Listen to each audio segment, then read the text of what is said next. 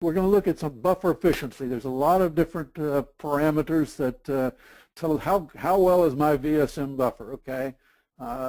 We want to know if they're staying in the buffer according to the policy. There's some management classes you want to stay in there for a good long time. There may be others that you don't really care if they're in there very long. How much space am I using in that buffer for each of the management classes, and how many VTVs are there in there?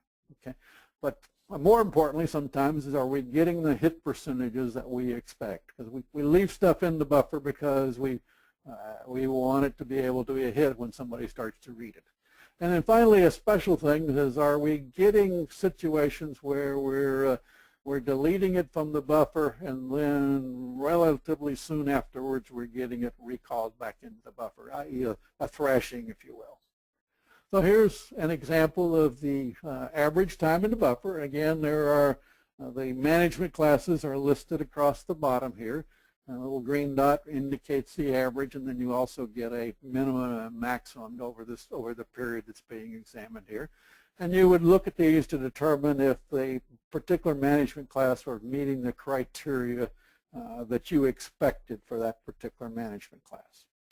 Here's a sample with lots of management classes, okay, indicating the compressed size. In other words, how much space is being used in the buffer for each of the various management classes that have defined. And you can, again, drill down on these if you want to look at particular VTVs that might be contributing to that. Finally, here's a buffer read hit percentage, again by management class. You hope that it's always 100%, right? You hope it's always in there, but generally that cannot be true unless you've got a very large or VLE or a large capacity buffer in your VSM. And so this gives you an idea of what kind of hit percentages I'm getting. Now in this particular case, I've sort of highlighted that the HSM backup is a couple of things that are not getting real good read hit percentages. That may well be true. It may be that really what's happening here is I'm recycling my HSM, and I'm recycling it in such a time that I really don't expect it to still be in the buffer at 10 days later or 14 days later or something such as that. So again, it would be, is this something you were expecting, or is it something that seems to be out of range?